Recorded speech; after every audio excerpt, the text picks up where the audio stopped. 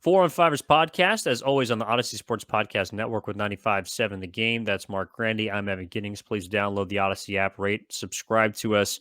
5 stars are much appreciated. The last part of this episode, Marc, we want to talk about the guy that they went, quote-unquote, all in for last year, which was Christian McCaffrey and his impact on the running back room. And this was something that you brought to the table, so I want to hand this to you as far as what the 49ers are feeling about McCaffrey and sort of the way that his presence and his play style has permeated throughout the rest of the running backs and the way that the 49ers may want to use all of their running backs. Yeah, this was brought to my attention by Matt Barros and David Lombardi of The Athletic. They were catching up last week down in Santa Clara with a number of 49ers assistant coaches. And one of the conversations was about the 49ers running back room. And what really caught my eye was the 49ers, and it makes a ton of sense. The 49ers, of course, with Christian McCaffrey, have developed an offense that not only features a versatile running back, but now requires a versatile running back. So the 49ers, of course, with Christian McCaffrey, they use him almost like a wide receiver at times, even when he lines up in the backfield as a running back. Now, he can still take it between the tackles and get you a lot of yards. Everyone knows how good Christian McCaffrey is. And the 49ers have molded their offense around that style of running back. And you can understand why. He deserves to be a focal point of your offensive attack. But he's not going to be able to play every snap. So what does that mean when your backup running backs are in there? When Elijah Mitchell takes some snaps, when Jordan Mason takes some snaps, or when Tyrion Davis-Price comes in? Who knows how the snaps are going to be divvied up behind Christian McCaffrey. But guess what? Those three guys aren't really known to be pass catchers for the most part. I mean, Elijah Mitchell, you think back to 2021 when he was this team's lead running back for most of the season, only 19 catches for 137 yards. Again, it's not so little that you're worried that he can never do it, but it's not a gigantic amount. Jordan Mason, when he was at Georgia Tech in his last year, only caught 10 passes at the collegiate level. Tyrion Davis-Price, when he was at LSU, his last year there in college, he only caught 10 passes as well. So this is a situation where the 49ers, when they bring in other running backs other than Christian McCaffrey, they don't want to have to change their offensive attack. They don't want to have to flip to an entirely different section of their playbook just so they feel comfortable running whatever plays their running back can run. They want all of their running backs. Of course, you want them all to be Christian McCaffrey. That would be the dream. But you want them all to be versatile enough to be able to run the plays that the 49ers are running with Christian McCaffrey in there. So what does that mean? That's the focus for this group in the offseason, in OTAs, in minicamp, in training camp. That's what this group is going to be focusing on. And it got me thinking, Evan, that is how the 49ers are going to potentially rework their running back room if, for whatever reason, these guys aren't able to do it. Just some guys simply aren't going to be able to be versatile running backs where you can also catch passes out of the backfield. And it's something that I'll be keeping an eye on in the future for this team because they've been introduced to a weapon in Christian McCaffrey that they haven't had at the running back position. I know Deebo Samuel does things similarly, but not like Christian McCaffrey.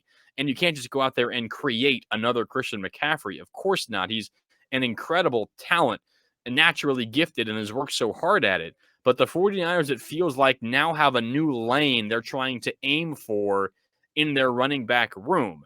We will see if any of their three backups behind Christian McCaffrey can gain that new lane and become more versatile in their offensive ways.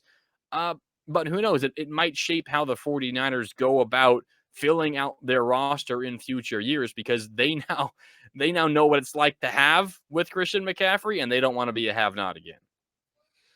I think it also signals an overall general, not an offensive switch, but one thing that to me was a big reason for the Christian McCaffrey trade was trying to put together I don't know, just like an offensive group that can beat you from within 5 yards in. Like, you know that your quarterbacks, generally, Jimmy Garoppolo included from last year, do not have the best arms. Now, I know a lot's been made of Brock Purdy moving the ball down the field, and he actually did more than people think.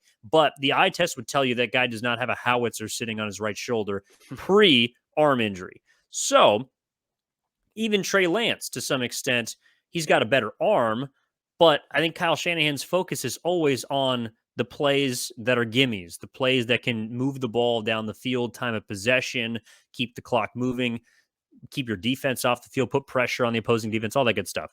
So Christian McCaffrey is someone that can beat you from behind the line of scrimmage, can beat you from within 5 yards, can beat you from within 15.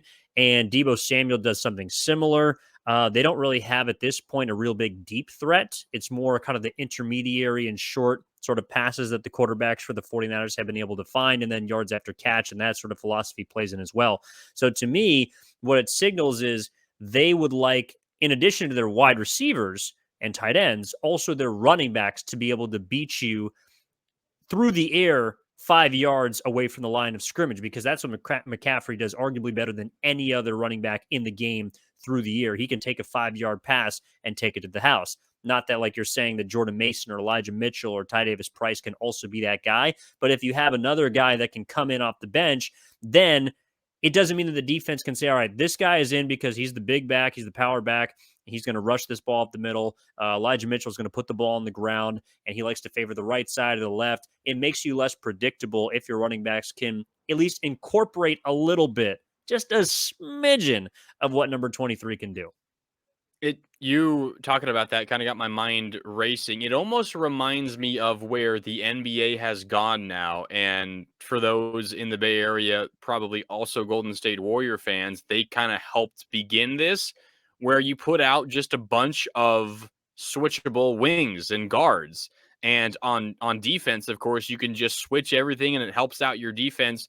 On offense, you have mismatches all over the court because you just have a bunch of long, quick 6'8" guys on the court. And it's what, Kevin Durant and Draymond Green and Andre Iguodala and Sean Livingston and even Klay Thompson and Stephen Curry, of course, is shorter. But that's what the Warriors kind of began. And it's what has taken over the NBA, having that switchable defense and the incredibly difficult to guard offense, because you just have a bunch of guys with similar body types and you're going to have a mismatch somewhere. It seems like the 49ers are going down a road where they are actively seeking out this kind of versatility on offense, where all of their weapons can do a little bit of everything. And they've had this for a while. They just haven't had, kind of the king of it all in Christian McCaffrey. And now you add that, you pair it with Deebo Samuel, who's the most versatile wide receiver in the game.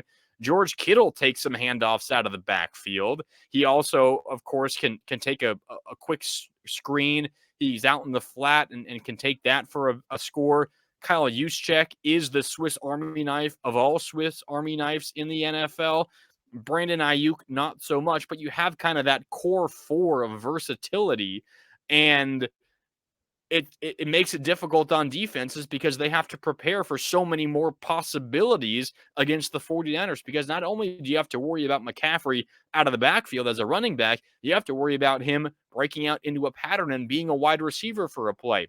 Same thing for Deebo Samuel, and on a smaller scale, same thing for George Kittle. So it feels like the 49ers have gotten a taste of that now with Christian McCaffrey, and they do not want to back away from it because it just makes things so much easier for them on offense. It makes it easier for Kyle Shanahan to scheme things up when you have all of these branching out possibilities to go to.